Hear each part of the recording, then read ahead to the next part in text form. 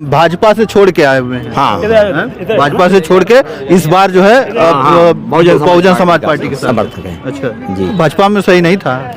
भाजपा में जो पुराने कार्यकर्ता हैं उनको कोई यहाँ इज्जत ही नहीं मिली अब की बार, और उनको न पूछताछ न कोई इज्जत, और टिकट दे दी। कल आए जो यहाँ कार्यकर्ता करने लगे काम, उनको टिकट दे दी, और जो शुरू से यहाँ कार्यकर्ता बने रहे बुजुर्ग हो गए, उनका कोई स्थान नहीं समझा। अच्छा, आप दिव्यांग आप भी जाते हैं जो प्रचार में? बिल्कुल, हाँ। और तन मन धन से उनका और बड़े लंबी जीत होगी, विजय श्री। हाँ हाँ, आप बताइए क्या नाम पड़ेगा? मेरा नाम मुकेश कुमार पटेल है। और मैं समाज सेवी के रूप में दिव्यांगों के लिए, वृद्धजनों के लिए और वंचित समाज के लिए काम करता हूं, और लगातार 10 सालों से काम कर रहा हूं। मैं किसी पार्टी का सदस्य नहीं हूं, किसी उसका नहीं हूं, मैं तो केवल अपना समाज सेवा का काम करता हूं। और यहाँ पर इसलिए मैं लगा हूं कि एक ईमानदार छवि वाले व्यक्ति, एक जो है ऐसे व्यक्ति जिनके आज तक 60 साल की राजनीति में उनके ऊपर एक दाग नहीं लगा।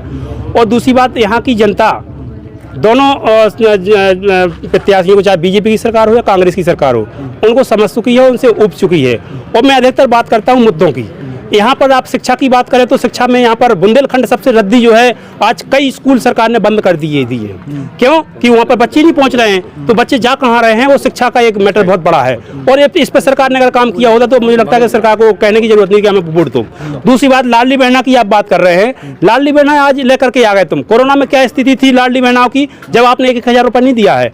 और दूसरी बात, आपको विकलांग व्यक्ति, आपको विधवा महिलाएं, आपको वृद्ध लोग जो बैठे हुए हैं एक उस पर, उनकी आपको बात याद नहीं आई, उनको आपने पैसा नहीं दिया, लेकिन आप लाडली बहनाओं को दे रहे हैं। तो ये छलावा के अलावा कुछ नहीं है। और जो मैं तो कहता हूँ, अगर मैं सरकार ने अच्छा काम किया हो तो डरने की जरूरत नहीं है, आपको सरकार जो जनता सपोर्ट करेगी। लेकिन सरकार ने काम नहीं किया, इसलिए सरकार डर रही है। इतने दमखम से और इतने बड़े बड़े मुख्यमंत्रियों को बुला के, प्रधानमंत्रियों को बुला करके यहाँ पर सारी ड्यूटी लगा दी है। अगर मैं आपने साफ छवि से काम किया सरकार ने, तो डरने की कोई जरूरत नहीं, आप जीतेंगे।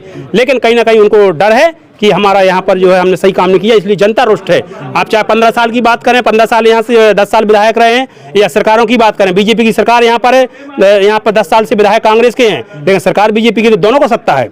अगर विधायक की बात करेंगे उनकी सरकार नहीं है, कुछ नहीं आता, ऐसा नहीं है। वो भी उनके पावर हैं, वो अपने हिसाब से काम करवा सकते हैं। सरकार में लड़के यहाँ के जनहित के मुद्दे काम करवा सकते हैं। यहाँ किसका मुद्दा काम हुआ? आज यहाँ ना रोजगार की बात हुई है, ना किसानों की आज सबसे बड़ी दुर्दशा है। किसानों की आज फसलें, आप चले जाओ गाँव में, एक 100 गाय हर गाँव में मिलती है, और वो रात में किसान सोता नहीं है बेचारा, उनको रखवाली करनी पड़ती है। कई लोग, अभी परसों ये घटना हुई है यहाँ पर, रखवाली करते करते करंट की वो गिर गई हो, और करंट से लोग मरते जा रहे हैं। तो आपको कहाँ पर सुरक्षित है? ना किसान सुरक्षित है, ना मजदूर सुरक्षित है, ना जो वंचित समाज है। हम कहते हैं वंचित समाज का भी आप भला करो तो आपका सपोर्ट करेंगे। लेकिन ये लालची जो है, चाहे वो 5 किलो राशन की बात हो और चाहे 1,000 रुपये की बात हो, ये सब जनता जानती है। और जनता जानती है, मैं तो कहता हूँ जनता से कि सोए नहीं जागें, समय आ गया है। 17 तारीख को बड़े बहुमत से मतदान करें और आराम से अपने स्वतंत्र प्रत्याशी को चुनें। दबंगिया, ये बुंदेलखंड सबसे बड़ा दबंग क्षेत्र माना जाता है। यहाँ पर आज भी वोटरों को धमकाया जाता है, आज भी उनको दबा कुचला के अपने हाथ में पक्ष किया जाता है। तो ये कौन सी राजनीति होती है आपकी? आपने काम किया तो आप उससे काम करिए ना। ये थोड़ा ना कि आप दबा के वोट लीजिए, स्वतंत्र देगा ना, आपको चिल्लाएगा लोग, लेकिन ये आप भी पूरे उसमें सर्वे कर रहे हैं। अच्छा, तो आपको ये चीजें आप बोल रहे हैं। और भाजपा का जो एक मुद्दा है जो राशन वाला, वो राशन वाला मुद्दा जो है सब मुद्दों पर भारी है। यही राशन वाला मुद्दा लेके वो हर जगह चुनाव जीत जाते हैं लोग। अरे मैं कहता हूँ, चुनाव जीत जाते वो अलग विषय है। लालच देकर के चुनाव जीतना कोई चुनाव नहीं होता है। 5 किलो राशन में आप एक माह में एक व्यक्ति को 5 किलो राशन देंगे, वो कितने दिन खा लेगा? मैं आप ही से पूछता हूँ, क्या 5 किलो राशन में वो पूरे माह खा लेगा? और उसके उन फैमिली को दिया जाता है, सभी को नहीं दिया जाता है। ये भी आज राजनीति का षड्यंत्र है। आप कई गांव में चले जाओ तो सबको मिलता है, कई गांव में चले जाओ तो जो है नहीं मिलता है। और उसकी बात क्यों नहीं करते आप कि एक समग्र आईडी का नाम जुड़वाने के लिए 100 रुपये, 50 रुपये लग रहे हैं। एक भी फाइल, एक भी दस्तखत करवाने के लिए कहीं भी जो है फ्री में काम नहीं हो रहा। भ्रष्टाचारी कितने चरम सीमा पे है। आप उन महिलाओं की जो आप लाडली बनाई करते, उनकी महिलाओं के बच्चों के भविष्य की बात क्यों नहीं करते? उनके रोजगार छीने जा रहे हैं, उनकी शिक्षा छीनी जा रही है। वो महिलाएं अपने बच्चों को भविष्य देखेंगी कि 1,000 रुपये में जाएंगी। तो यहाँ पर हमें जब राशन की बात हम करते हैं तो आपने कैसा समाज बना दिया? बिकाऊ समाज, टिकाऊ समाज। आपको अगर मैं बनाना है तो आप समृद्ध बनाइए, इतना किसान को पैदावार बढ़ा दीजिए ना। आप उसका बात कर रहे हैं किसान के मूल क्यों नहीं दे रहे हैं? आज किसान डीएपी यूरिया के लिए भटक रहा है, उनकी बात क्यों नहीं करते आप? किसानों को कहाँ खाद मिल रहा, कहाँ का केंद्र खुला है, कौन से केंद्र पे 10 बोरी एक्स्ट्रा रखी है तुम्हारी, उसकी बात नहीं क्यों कर रहे? जो जनहित के मुद्दे हैं उन पे बात नहीं कर रहे आप कहीं ना राशन पानी में भटका करके उनको अलग कर रहे हैं। तो ये जनता है, आज नहीं तो कल समझेगी और जागेगी और सपोर्ट करेगी। इसलिए आप सभी से निवेदन है कि आप गांव-गांव में जाकर के सर्वे भी करें और जनता को जगाएं कि जनता वोट दे दे। अगर मैं सही तरीका से वोट जनता ने दे दिया, स्वतंत्र प्रत्याशी चुन लिया और अधिक से अधिक वोट दे दिया तो उनकी बजाय होगी, जनता की बजाय होगी। और मैं भी चाहता हूं कि जनता की बजाय हो, स्वतंत्र प्रत्याशी चुने। मैं किसी का समर्थन नहीं करता हूं। तो क्या नाम है आपका? राजू सैन, ओबीसी महासभा से पदस्थ। महासभा से, ओबीसी महासभा से क्या लग रहा है? लग तो ये रहा, जो आपने मुद्दे की बात की ना, राशन मुद्दा बनेगा। राशन कोई मुद्दा नहीं है। ये तो बात तो हुई थी 15 लाख देने की, 1 किलो चावल और 5 किलो गेहूं पे अटका दिया। तो ऐसा नहीं है, ये बात जाग चुका है।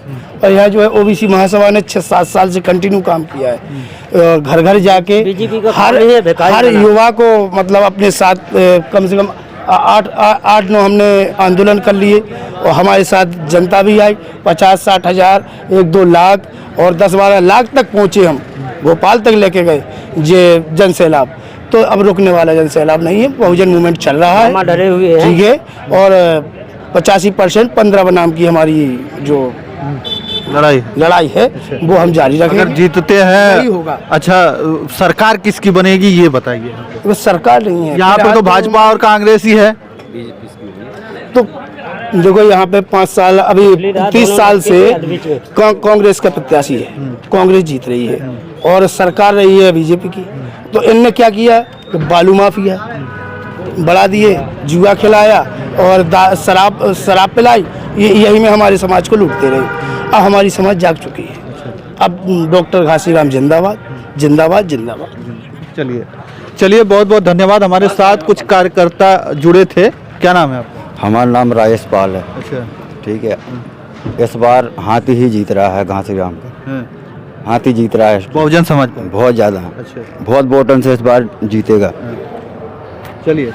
चलिए मैं अभी था यहाँ पर मध्य प्रदेश में, और मध्य प्रदेश के राजनगर विधानसभा में यहाँ पर कार्यकर्ता थे बहुजन समाजवादी पार्टी, बहुजन समाज पार्टी के, और बहुजन समाज पार्टी के लोग थे। इन लोगों से बात करने का हम प्रयास कर रहे थे। आप लोग वीडियो में कमेंट करके जरूर बताइएगा कि कैसा लगा। और इस वीडियो में इतना ही, क्योंकि अभी हमारी जो कवरेज है, महा कवरेज है, मध्य प्रदेश में चल रही है। तो चलिए बहुत बहुत धन्यवाद।